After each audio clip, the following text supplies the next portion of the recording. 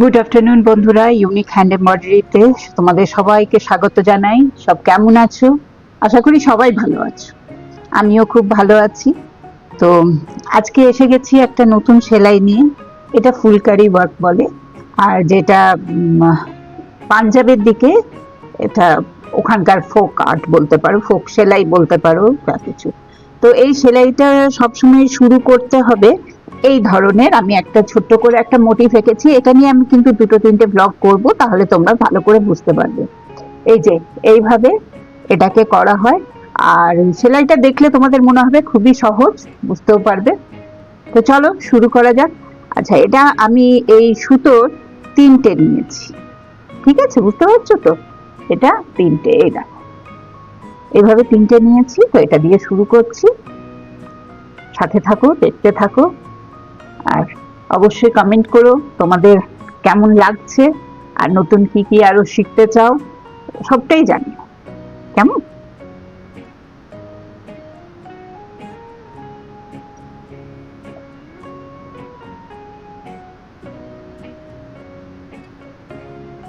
এই যে এইটা আছে এইভাবে, এটা আমি এইখান থেকে শুরু হবে।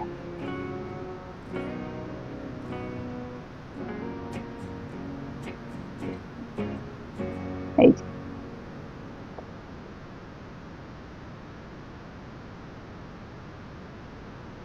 এটা প্রথমে একটু প্র্যাকটিস করার জন্য এইভাবে শুরু করবে তোমরা, তারপরে যখন হয়ে যাবে তখন আর অসুবিধা হবে না। আর আমি প্রথমেই বলছি যে এটাতে আমি অনেক মানে 3-4টে ব্লগ বানাবো, যাতে দেখবে তোমাদের খুব বুঝতে সুবিধা হবে।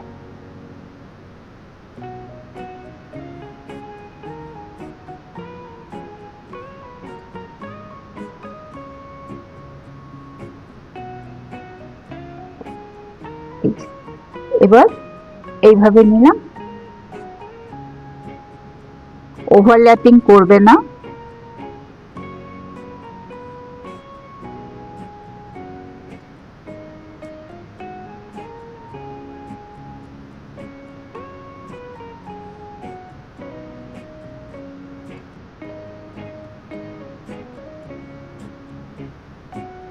আর জানো তো, সেলাই করতে করতে না কখনোই সুতোটার উপর বেশি জোর দিয়ে টানবে না, হালকা হাতে সেলাই করবে, দেখবে খুব সুন্দর ভাবে তৈরি হয়।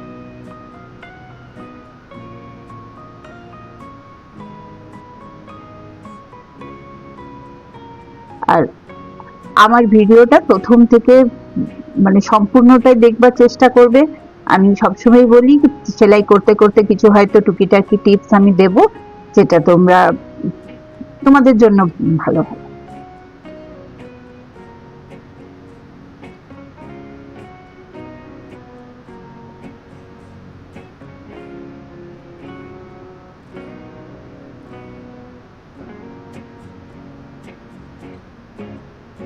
এই যে এইটা একটা হলো, এই পাশটা এই যে দেখতে পাচ্ছ একটা পাশ এইভাবে হলো।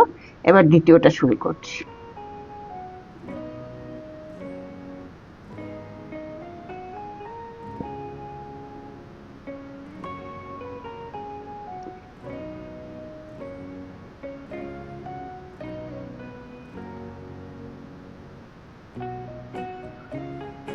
ফুলকারি জানো তো দুপাট্টাতে ভীষণ ভাল লাগে।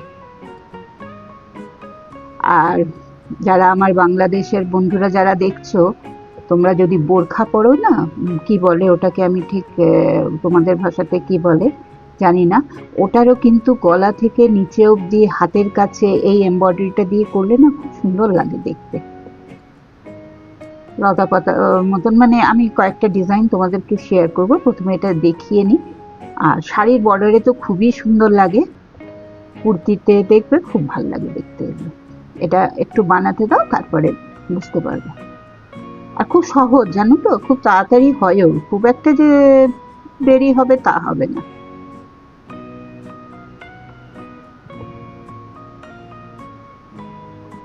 আর হ্যাঁ, আরেকটা কথা বলি, এটাও কিন্তু খুব রং বেরঙের হয়।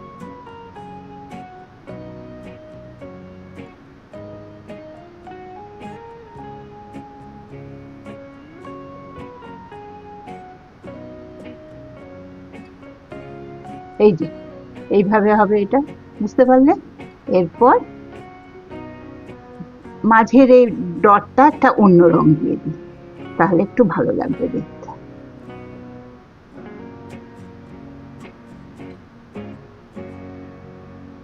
আর পেছন দিকটা এমনি হবে, ঠিক আছে? তো এই যে মাঝখানেরটা শুরু করছি এইভাবে, এটা এই এইভাবে করবে। এটা কিন্তু এমনি না করে তুমি এটাকে এমনি করে করবে।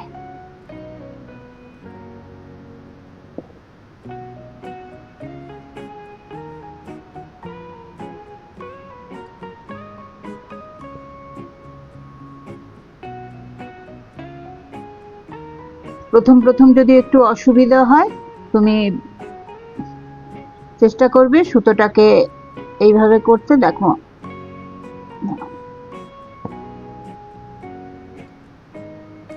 শোনো তো, অনেক দিন পরে আবার সেলাই নিয়ে বসেছি, তো আমারও একটুখানি অনেক কিছু অসুবিধা হয়, তো ঠিক আছে, কিছু তো কি আছে বলো।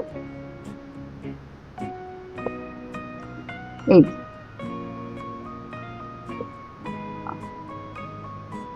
আর সব থেকে বড় কি কথা বলো তো, এখন এত গরম না সব জায়গাতে, যে মানুষ একবারে কি করবে। আর ভিডিও বানাতে হলে পাখা বন্ধ করে বানাও, তাতে আরো মানে অবস্থা খারাপ হয়ে যাচ্ছে।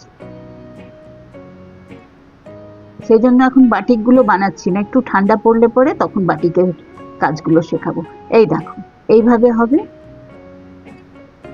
এই যে,